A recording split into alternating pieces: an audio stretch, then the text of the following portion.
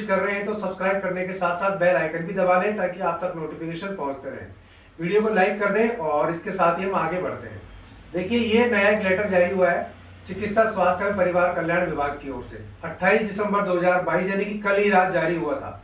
मैं कल रात को वीडियो इस पर बना देता, जल्दबाजी मैं भी कर सकता था, पर मुझे लगा कि इसके बारे में थोड़ी जानकारी और जुटानी चाहिए।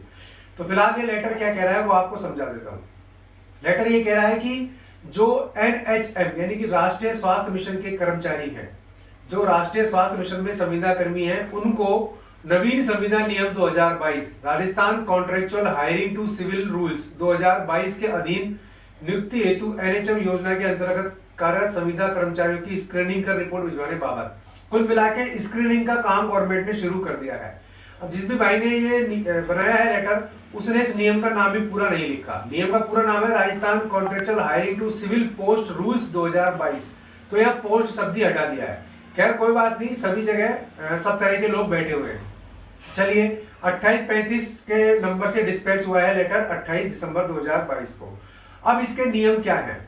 हायरिंग टू सिविल रूल्स 2022 में निहित प्रावधान के अनुसार करते हुए जिलों में कार्यरत समस्त संविदा कार्मिकों की प्रत्येक कार्मिकवार चेकलिस्ट भरकर, तो एक चेकलिस्ट दी है आपको, नीचे शो करूंगा, उसको भरना है और प्रत्येक चेकलिस्ट के साथ संबंधित दस्तावेज लगाने हैं। दस्तावेज क्या क्या है वो मैं आपको बताऊंगा। उसकी सत्यापित सूची यानी कि संविदा पर रखे जाने की रीति।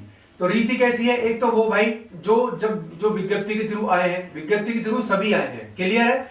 अब इसमें दो कैटेगरी होती है, एक वो भाई जिन्होंने एग्जाम दिया था और जो एग्जाम पास करके आए हैं, एक वो भाई जो डायरेक्ट मेरिट के थ्रू आए हैं, जिनके डॉक्यूमेंट देखे गए थे, मेरिट बनाई गई थी। दोनों ही जो रीतियां हैं वो उचित है, सरकार के द्वारा अपनाई गई थी। उक्त नियम 4 के उपनियम 1 के अधीन सृजित पदों पर लोक विज्ञापन की प्रक्रिया के माध्यम से नियुक्त संविदा कार्मिक को ही शामिल किया जाए। तो जो सार्वजनिक अखबारों में, मीडिया में जो विज्ञप्ति आई थी, उसके बाद आपने अप्लाई किया है, अगर आप इस श्रेणी से यहां पर आए हैं तो आपको इसमें शामिल किया जाएगा। अगर मान लीजिए आप एजेंसी से या किसी और प्रक्रिया के थ्रू डायरेक्ट आए हैं जिसका कि विज्ञापन अखबार में प्रकाशित नहीं किया गया था, तब आपकी सूचना अलग से अंकित की जाएगी, ठीक है जाएगा। उक्त नियम के अतिरिक्त संविदा पर कार्यरत की सूचना प्रत्यक्ष से अंकित की जाए, यानी कि 40 साल मैक्सिमम एज लिमिट, आरक्षण के अनुसार छूट का प्रावधान। उसके अलावा अगर कोई है तो उसकी सूचना अलग से जाएगी। आरक्षित श्रेणी के नियुक्त कर्मचारियों की वर्गवार सूचना संलग्न चेकलिस्ट के कॉलम संख्या 6 में अंकित की जाए। आपको भरने हैं। वर्णित बिंदुओं की पालना स्क्रीनिंग के समय सुनिश्चित की जाए और वांछित सूचना प्रपत्र में दर्ज की जाए। NHM योजना के अंतर्गत कार्य संविदा कर्मियों की स्क्रीनिंग हेतु प्रपत्र ए में अंकित अधिकारियों की प्रथम स्तरीय समिति में संबंधित ब्लॉक मुख्य चिकित्सा अधिकारी, ये वो कमेटी है जो आपको वेरीफाई करेगी। दूसरा लेखाधिकारी, सहायक लेखाधिकारी और संस्थापन अधिकारी को सम्मिलित किया जाए। और द्वितीय स्तर पर जो आपकी कमेटी है उसमें संयुक्त निदेशक चिकित्सा एवं स्वास्थ्य सेवाएं, संबंधित जोन, मुख्य चिकित्सा एवं स्वास्थ्य अधिकारी यानी कि CMHO, उप मुख्य चिकित्सा स्वास्थ्य अधिकारी स्वास्थ्य यानी कि डिप्टी CMHO हेल्थ और मुख्य चिकित्सा एवं स्वास्थ्य अधिकारी कार्यालय में संस्थापन अधिकारी सम्मिलित किया जाए। तो ये आपकी कमेटी में शामिल होंगे।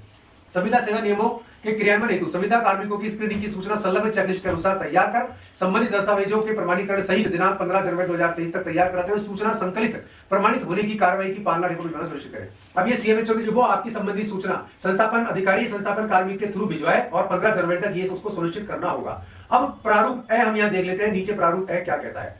यह आपका प्रपत्र है, इसमें कर्मचारी का नाम भरा जाएगा, वर्तमान पदनाम क्या है, वर्तमान में आपको सैलरी क्या मिल रही है, स्क्रीनिंग के पश्चात आपका पदनाम क्या होगा, स्क्रीनिंग के बाद आपका मानदेय क्या होगा, पदस्थापन स्थान, जिला, मूल स्थान, मूल जिला यानी कि जहां आप रहने वाले हैं, और पत्र व्यवहार का पता, ये आपको डिटेल यहां भरवाई जाएगी। अब यहां देखो दस्तावेज कौन कौन से हैं अथवा नहीं, यहां आपको यस और नो करना है। तो ये काम कार्मिक विभाग वाले, संस्थापन वाले आप करेंगे। दस्तावेज आपको जुटा करके दें, आप उनको हेल्प करें तो ज्यादा अच्छा है, ठीक है। संविदा कर्मचारी का नाम, पिता का नाम, पता के सत्यापन से संबंधित प्रमाण की प्रति, यानी कि जैसे आपकी बोर्ड की मार्कशीट हो गई, आधार कार्ड की प्रति हो गई, इस तरह का दस्तावेज कोई आपको लगाना पड़ेगा। तो ये आप अपना संभाल कर रख लें, नहीं है तो जुटा लें।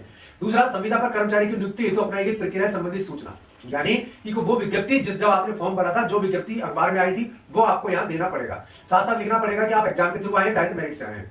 तीसरा, अंतिम अनुबंध की समय अवधि दिनांक इतने से इतने तक, यानी कि जो आपकी लास्ट कॉन्ट्रैक्ट हुआ है उसकी डिटेल यहाँ भरनी पड़ेगी और उसका यहाँ आपको उसकी कॉपी भी देनी पड़ेगी जो आपने शपथ पत्र दिया उसकी। विज्ञापन में दर्शाई गई पद की वांछित योग्यता, तो योग्यता संबंधी दस्तावेज है। नियुक्ति के समय निर्धारित योग्यता, तो वो आपको दर्शानी है। जाति संबंधी कॉलम में आपको चिन्हित करना है, आप जनरल, सामान्य, SC, ST, OBC, SBC, विधवा, परित्यक्ता, विशेष योगदान, EWS, दुनिया भर की कैटेगरीज है। आप कौन सी कैटेगरी में आते हैं वो आपको यहाँ टिक करनी पड़ेगी। फिर 7 पर कार्मिक की उक्त पद की नियुक्ति आदेश क्रमांक, जो जिस आदेश से आपको पोस्टिंग मिली वो उसका नंबर, डिस्पैच नंबर और यहाँ उसका डेट है ना। कार्य ग्रहण का तारीख, जन्म तिथि, कार्य ग्रहण की दिनांक को आपकी आयु क्या थी और दिनांक 1/1/2023 को आपकी आयु क्या है। कार्मिक के जीवित संतानों की संख्या आपको भरनी है 2002 तक के अनुसार, जीवित संतानों की संख्या भरनी है। संविदा कार्मिकों को मानदेय, एक तो आपके जब नियुक्ति मिली थी तब आपको क्या सैलरी मिल रही थी और 1 अप्रैल 2022 को आपकी क्या सैलरी है, दोनों यहां भरनी है। फिर अब मान लीजिए कोई कार्रवाई आपके खिलाफ चल रही है कोर्ट में, तो उसके संबंध में दस्तावेज यहाँ लगेंगे। आपका मोबाइल नंबर, बैंक का डिटेल यहाँ भरना पड़ेगा, खाता संख्या, IFSC कोड, ये सब आपको भरना पड़ेगा। कोई न्यायालय में प्रकरण लंबित है तो उसका डिटेल यहाँ भरना पड़ेगा। विशेष विवरण कोई हो तो अंकित करना पड़ेगा और परिवेदना अगर कोई है तो उसका विवरण यहाँ देना पड़ेगा। इसमें CMHO है टिप्पणी करेंगे। अब ये जो आपका प्रपत्र ए है, इसमें साइन किस किस के होंगे? अगर आप ब्लॉक लेवल पर कार्यरत है तो BCMO करेगा, उसका लेखाधिकारी करेगा, सहायक लेखाधिकारी करेगा और संस्थापन अधिकारी करेगा। फिर इस पर जो टिप्पणी होगी वो नीचे जो है महानुभाव इनकी होगी, जिसमें आपके संयुक्त निदेशक चिकित्सा स्वास्थ्य सेवाएं संबंधित जोन CMHO होंगे और आपके डिप्टी CMHO होंगे, उनकी टिप्पणी यहाँ होगी। इसके बाद देखिए सर्टिफिकेट है तो इसको CMHO प्रूफ करके वेरीफाई करके वो भेजेंगे। तो इस तरीके की चीजें ये वहां